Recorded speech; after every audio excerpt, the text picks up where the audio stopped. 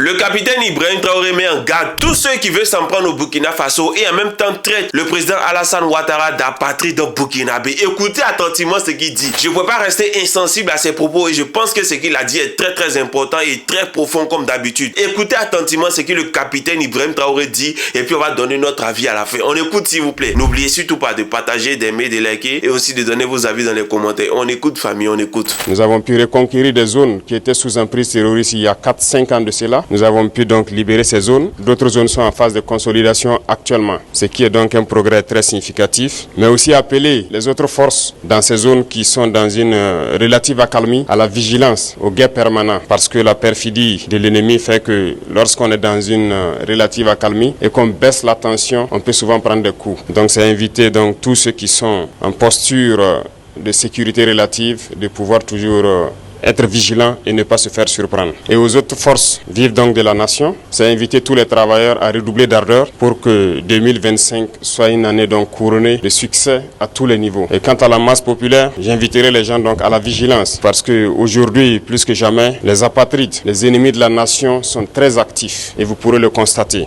Du côté de la lagune, ils sont réunis depuis plusieurs jours. Leur objectif, c'est de faire vivre au Burkina Faso les événements de 87. Mais oubliant donc que les époques ont changé et nous sommes sur le pied de guerre, nous les attendons de pied ferme. Leurs mercenaires et leurs actions, et je tiens à le dire, nous serons impitoyables. Ils peuvent continuer à rêver, mais le Burkina va poursuivre. Et c'est pourquoi depuis Zignaré la dernière fois, j'invitais tout un chacun à être très vigilant, à ne pas céder à la manipulation. Comme vous pouvez le constater, leur action se résume à la désinformation, la manipulation, la subversion. Il faut que tout un chacun puisse donc rester serein avec l'objectif en face pour ne pas se laisser détourner. Parce que nous serons aussi sans état d'âme pour ceux-là qui vont se laisser manipuler. Seuls ceux qui sont cupides, ceux qui veulent tout pour eux-mêmes, peuvent se faire manipuler par ces apatrides-là. Restons concentrés. Et s'il faut qu'on le dise haut et fort ici, nous ne sommes pas dans une démocratie, nous sommes bien en révolution progressiste, populaire. Il faut que tout le monde comprenne ça. Et c'est d'ailleurs plus étonnant que ceux-là qui sont censés être les intellectuels qui ont fait l'école peuvent imaginer qu'un pays peut se développer dans la démocratie. C'est faux. Quand on nous cite un seul pays qui s'est développé dans la démocratie, ce n'est pas possible. La démocratie n'est que l'aboutissement. On passe forcément par une révolution et nous sommes bel et bien en révolution. Ceux qui ne l'avaient pas compris, on le dit encore haut et fort. Il faut que tout le monde incorpore cela. Et notre rôle de communiquer, d'expliquer, de faire comprendre ce que c'est que notre révolution, nous allons continuer à le jouer. Donc, cette question de démocratie ou de libertinage, d'action ou d'expression n'a pas sa place. Je l'ai dit une fois, autant que vous pensez que vous êtes libre de parler et d'agir, l'autre est libre de parler et d'agir également. Et là, nous aboutissons à une société de désordre. Et comme d'ailleurs, ça tombe bien que nous sommes en pleine célébration des journées patriotiques, le thème est d'ailleurs l'ordre et la discipline. On ne fait pas de révolution dans le désordre, c'est impossible. Et l'ordre, nous allons faire régner l'ordre et la discipline pour que nous puissions progresser. Parce que les réformes sociales, économiques, politiques,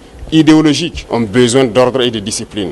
Et tout un chacun a son rôle à jouer dans cela. Donc, appropriez-vous la révolution parce que beaucoup de gens, depuis 2 ans maintenant, ont embarqué dans le bateau par opportunisme. Mais nous sommes en train de surfer sur des vagues géantes. Nous sommes dans la tempête, nous sommes dans des vents de face très forts. Et ces gens-là, ils ne pourront jamais rester dans la barque. Au fur et à mesure, ils vont tomber à l'eau et vous les verrez. Mais nous allons poursuivre parce que notre objectif, c'est de trouver les eaux calmes et de pouvoir naviguer. Lorsqu'on va quitter la tempête, sur les eaux calmes, je pense que nous allons surfer sans problème. Donc, invitez tout le monde à la vigilance parce que l'ennemi sait recruter et il recrute encore des traîtres. Pas plus qu'il y a quelques jours, des traîtres ont été arrêtés. Et qui j'appelle traîtres? C'est ceux-là qui sont parmi nous, qui continuent de travailler, d'être des agents pour des ambassades de pays impérialistes implantés au Burkina Faso. Certains ont été arrêtés et nous poursuivrons pour démasquer d'autres. Ils sont là dans notre administration, ils sont là dans les organisations de société civile, ils sont là dans les organisations politiques et ils manipulent les autres pour les amener sur des chemins en tout cas contraires au progrès de notre patrie. Et c'est lorsqu'on les arrête qu'on se rend compte qu'ils sont effectivement des agents de ces pays, des ambassades de ces pays impérialistes implantés aussi au Burkina. Restons vigilants parce que notre révolution ne plaît pas à beaucoup de personnes. Ces valets locaux et ces sous-préfets qui sont là à exécuter les ordres de leurs maîtres, croyant pouvoir mettre fin à notre révolution, qu'ils comprennent que nous avons pris toutes les mesures. Et je le dis une fois de plus, on sera impitoyable et sans état d'âme face à ceux-là qui pensent pouvoir se mettre à travers du développement de notre patrie. Nous allons poursuivre notre révolution, nous allons développer nos infrastructures, que ce soit du côté de la santé, du côté de l'éducation, que ce soit les infrastructures routières.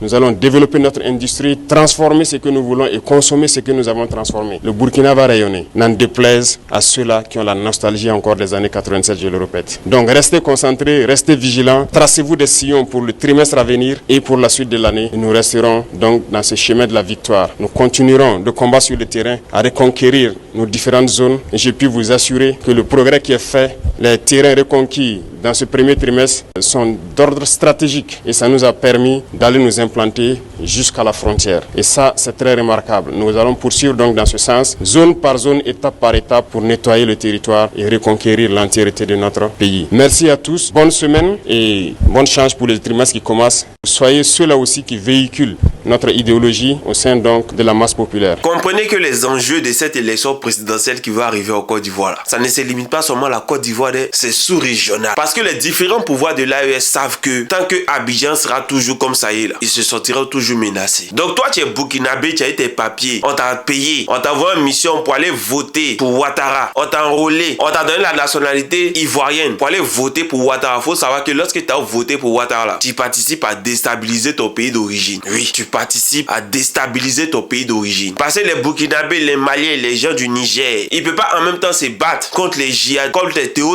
et en même temps avoir des gens au sud qui sont en train aussi de mettre des plans et des mécanismes en marche de sorte à pouvoir les faire tomber. Donc comprenez que l'élection présidentielle qui arrive en Côte d'Ivoire là, ce n'est pas une histoire de Ouattara, Gbagbo, Bédié, non, hein. Ça va même au-delà parce que Ouattara représente les forces du mal pour déstabiliser les pays de l'AES. Il faut le dire clairement. Il faut le dire clairement. Donc chers Ivoiriens d'origine burkinabé, malien du Niger, l'avenir de l'Afrique de l'Ouest est dans vos mains. On est ensemble.